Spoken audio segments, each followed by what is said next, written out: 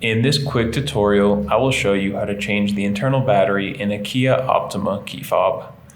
This key fob was used between 2014 and 2020, and all it needs is one CR2032 battery to run.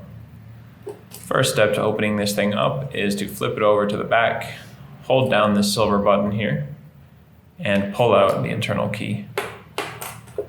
Now look to where the key just came from. Opposite that, there is a smaller hole or indentation right here.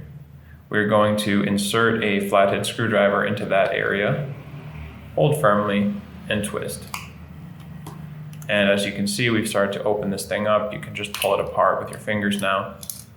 If this thing comes falling out, don't worry, we'll deal with that later. Just set this to the side.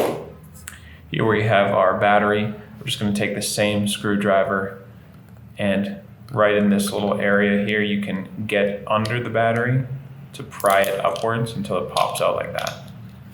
Now you're going to want to take a new CR2032, make sure that goes positive side down, just like this. Click it into place. Now let's look over here. If this came flying out, just be gentle with it and just look for the curve on this side of the rubber part, the rubber housing, and match it up with the curve right here. Set it into place, gently push it down, set this on top, and just click the whole thing back together. And put your key back in, just like that.